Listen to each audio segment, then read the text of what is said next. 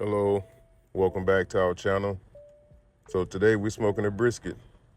Um, I woke up at 7 o'clock in the morning, or 6 o'clock in the morning actually, and got the brisket on at 7.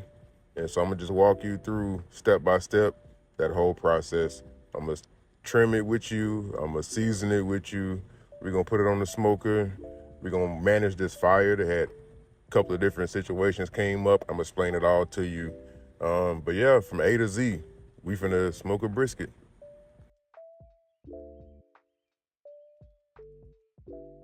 So we got this brisket. It's a prime brisket. We got it out of our local HEB.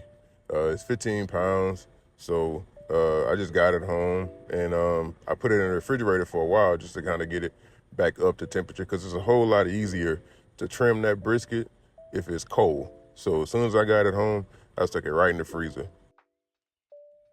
So the first thing you do, we gotta trim it up. I start on the bottom side. I call the top side the side with all the fat, and then the bottom side the side with all the meat. So that's just what I call the bottom side. But I'll start with that side first because the other side takes so long. This side is a whole lot easier to knock out the way.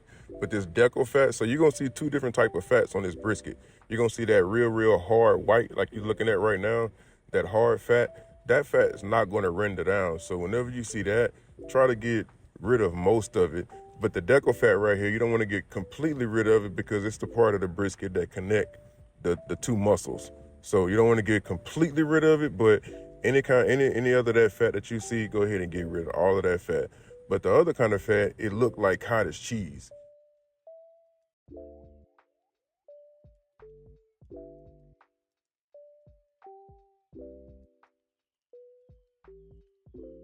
You want to leave like a thin layer of fat on that side. But remember, the white fat is the one you don't want, and the one like I'm cutting right now, you want to leave maybe like a quarter inch of fat, and that way you know that the fat is actually what makes that whole brisket taste real good.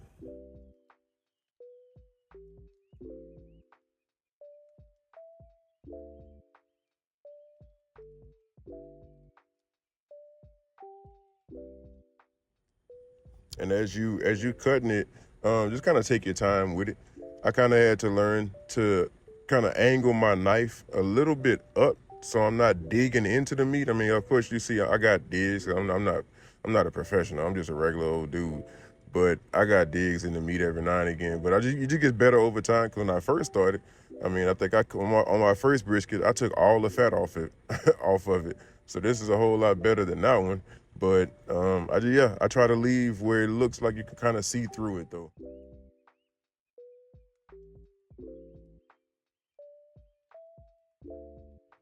So as you see, I'm cutting the fat off.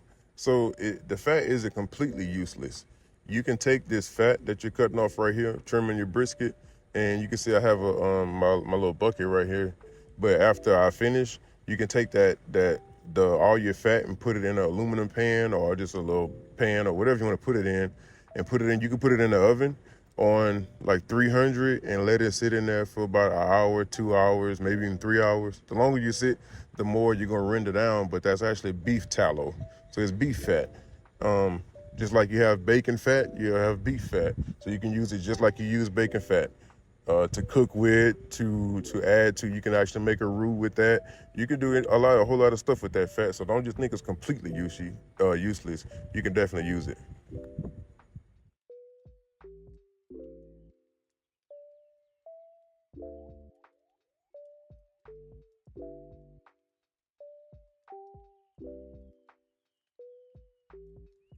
And then you can see right here, that deco fat, what I was telling you about earlier, that's the other side of it. Remember, that's that hard fat, and it keeps the point and the flat together. It combines those two muscles. It's not going to render down, so take off as much as you can. But on this brisket, it didn't have a whole lot on the cap side. It didn't have a whole lot of deco, just on that top side.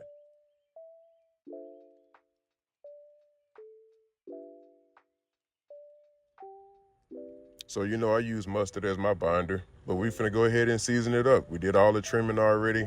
Remember to keep that fat. Don't throw it away. You can just kind of render that down in the oven, or you can put that on the smoker too if you want to.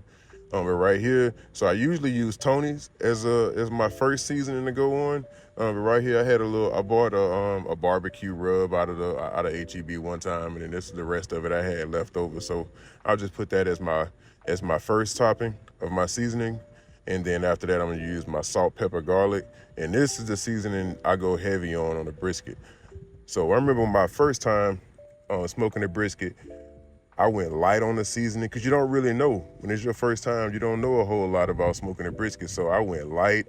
I didn't know how much to put. And now, I've been smoking brisket now for a couple of years. So I go pretty heavy on that seasoning because it's a big muscle and it's thick. So it needs a whole lot of seasoning to penetrate. So that way every bite is good. So don't be scared to put that seasoning on there. But if it's your first time, trust me, you got to learn by trial and error just like everybody else has. But I flip it over here, the same mustard I put on the other side because it's just a binder, and you can use different type of binders. Some people use olive oil as a binder. I've done that before, nothing wrong with it. I just had more mustard in the house than I did olive oil, so I just used the mustard. But put that binder on there and then just go ahead and season them up like normal.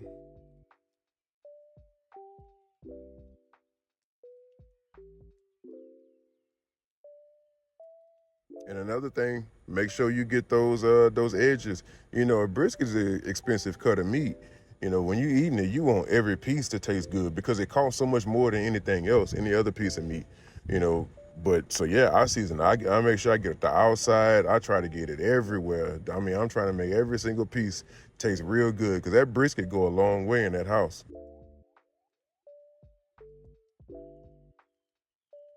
And after we season it up, you go ahead and wrap it up. I use aluminum foil, put it in the pan big enough, put aluminum foil on it, and put it in the refrigerator. But I usually wake up a couple hours before I put it on the smoker and set it on the counter, so that way it can come to temperature. So 6 o'clock, I woke up, I go out there. So I'm using post oak. This is my first time using post oak. Remember, I had the video of me going to the wood yard buying that post oak, but this is my first time using. I used to use pecan. I used to use pecan wood to smoke all my brisket, and this is the very first time. Just because I kind of learned what these barbecue restaurants was using, I'm trying to get that same flavor. But yeah, so I got it on at 6 in the morning. I woke up at 6 and I got the brisket on for 7 o'clock.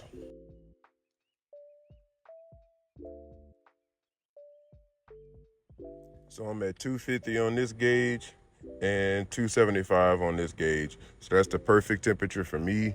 I like smoking my brisket right here. I got good clean smoke right here. And again, I'm using post oak wood to smoke this brisket. So I'm just as excited to taste it because I've used nothing but pecan in the past. But you see how big I had the crack in my door, and I have my ash bucket on it. So this is just my setup. I open it up, and this is real live.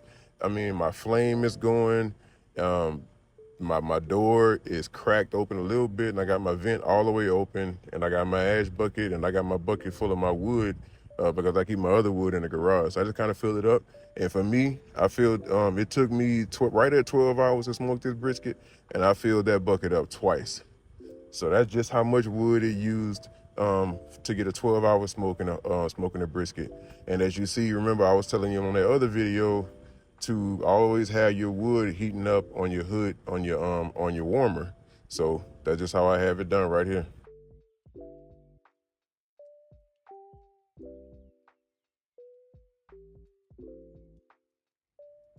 So let's check the brisket after about an hour. We got good temperature still. So let's check our fire. So as we open it up here, I already know that the fire is gonna go out in a minute. It's still flaming, so I still have a flame here, but it's so much ash on the wood that we got to get that off of there. So that way we get that airflow and that wood going like real smooth. We don't want anything to get on top of that wood and smother it out and start dirty smoke on our brisket. So as I'm adjusting it, you can actually see how that the actual wood broke up. So now it's actually giving me a bed of coals to lay my wood on. So I'm gonna go ahead and roll with that bed of coals. I mean, you can see it just crunching up. I'm gonna go ahead and go along with that because that's just how that fire is going. So I'm gonna move that other piece of wood to the side. I'm gonna use my bed of coals as my brand new bed, and I'm gonna add another piece of wood on there, closing up, and then keep on going.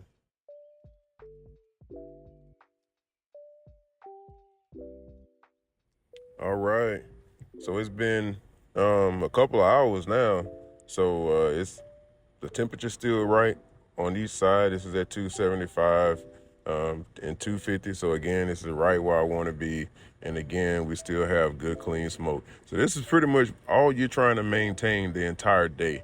You're just trying to maintain those two things, or those two things, yeah, the temperature and the clean smoke. So that's it. So it's just fire management from here.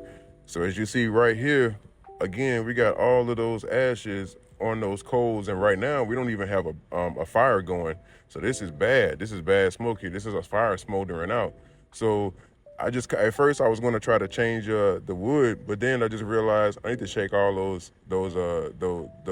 shake the whole basket to get the ashes off the coals, so that way they can breathe. And as you see, as soon as I did that, the fire came right back.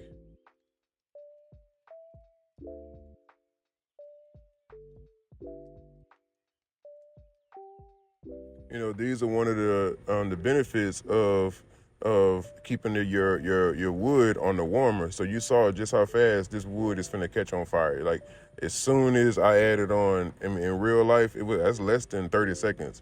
So as soon as I add it in there, it's already catching on fire. So that way we're avoiding that dirty smoke and that smoldering of your fire. Yeah, we don't want that dirty smoke. So that's the whole benefit of keeping your wood on that warmer.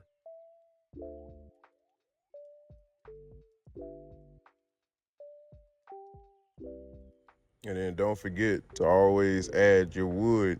Whenever you add wood to your fire, go ahead and replace that wood that you added back to your warmer. So that way, the next time you add that wood, it'll go ahead and catch. So this is the first time I'm opening it up right here. So I think this was 11 o'clock when I opened it up the first time. I wasn't dissatisfied at all. The bark coming along just fine, but I am gonna go ahead and spray it. So when I spray it, I don't spray the top because the bark is actually the you want to keep it dry. That's what's gonna have that little crunch, the little bark. That's what it is. So I don't want to wet that. So I just spray the meat just to cool it down a little bit, just to keep it to where it's not drying out on the outside. Because again, I want every slice of this brisket to taste good for everybody who gonna eat off of it. So that's really why I spray it. They got other reasons, but that's just my reason to spray it.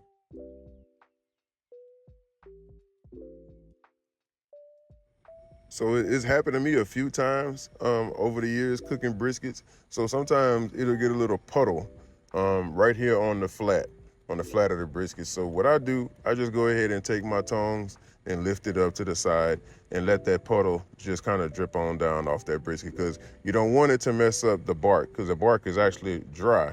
So the more moist that bark or the top of the brisket stays, the less um, integrity the bark is going to have. So I go ahead and let that pour off to the side, and then that's it. So again, I go ahead and spray down the side of it. Just anytime I look at the brisket, but I don't look at it too often. I go the first time I put that brisket on, I think I go normally about 3, sometimes 4 hours before I look at it the very first time. Then after that, I'm usually just looking at every 2 hours, and I spray whenever I open it up. So I go ahead and open it up and I'll spray it.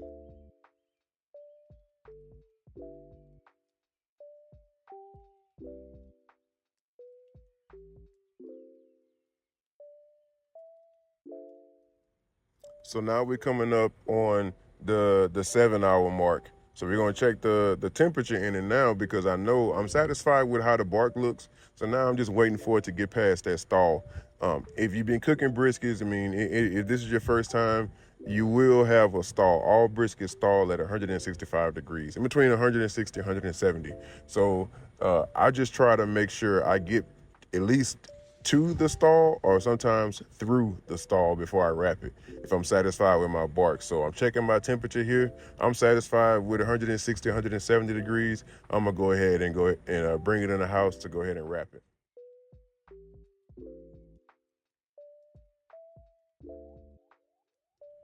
So I usually use butcher paper, and I take it long enough to wrap it to where it folds over twice. So I use 2 pieces. I cut them off. This new brand here actually comes with a little zipper thing, so that's better than normal because you be all in that weird trying to rip it off like aluminum foil. But this is apple cider vinegar and water. 3 parts, 1 part apple cider vinegar, 3 parts water, just because I don't like that tangy smell. And it's just so the bark don't stick to the paper.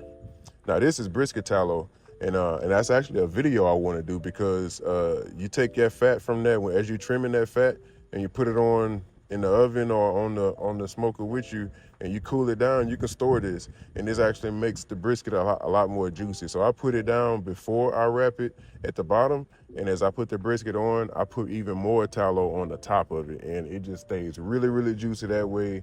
And this comes from the same brisket, so I mean, I like the way it goes.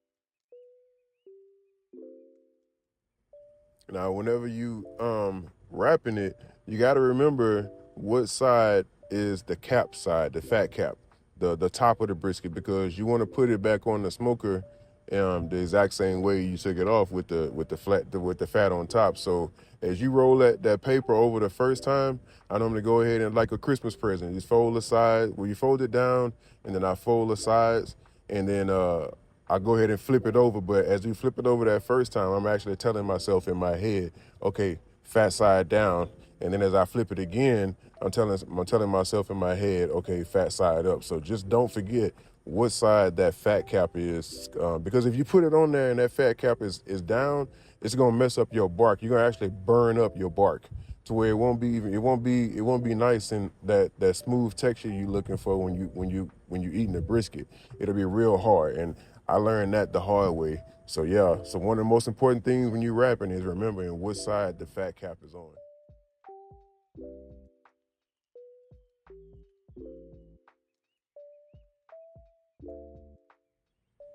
Now we putting it back on, and now I'm gonna go ahead and insert my thermometer. So the brisket is finished at 203, and between 200 and 203 is what they say. But I normally put my alarm at 203, insert my probe into the thickest part of the brisket, and that's it. I let it go from there.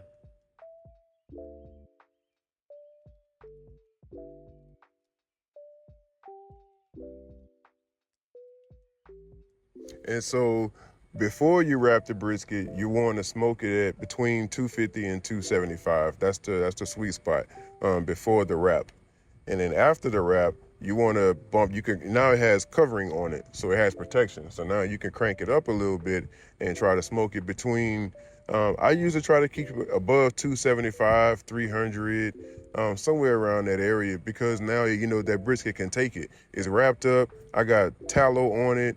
I sprayed that paper. I mean, I don't have it sitting right on top of the fire, but I mean, it can take the heat now. We see one of my temperature gauges reading above 400, so I don't want to go that high on my brisket. So you can even look in right here at the amount of wood I have. My door is cracked open a little bit more because I'm on a slant. I have to use a little zip tie in the backyard. But yeah, it was above 400, so I don't want to open the cooking chamber because that's where the heat is. But I do want to let some of that heat escape, but not all at once. So I just kind of open my firebox door. But that's it. Try to keep it above 275. You can get it to 300, sometimes even 325. But that's what you're going to roll to until it gets to 203. And then you go ahead and take it off. And so one trick I've learned over time, you can actually set your oven to the lowest temperature setting that it has. Ours is 170, but set it to it. And then once it come up to temperature, cut it off. And then now your brisket can sit in a nice humid environment, and it can sit in there for as long as you need it to while it rests. So we let it rest for about an hour and a half, I think. And then we took it out, and I'm gonna go ahead and slice it up.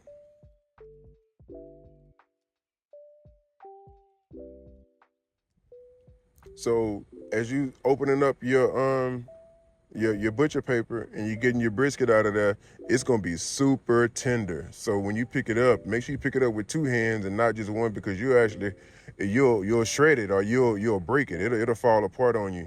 But as you look at it right now, you can actually see the two muscles. So that the one on the right is called the flat, and then the one on the left is called the point.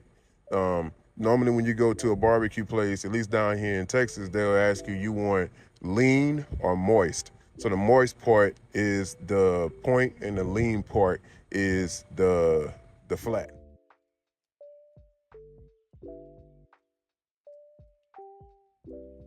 So after we slice it open, I normally slice it open right at half, right behind the point, but on top of the flat, and then I'll slice the lean part, which is the flat, and I go down. But I have learned to only slice what you need.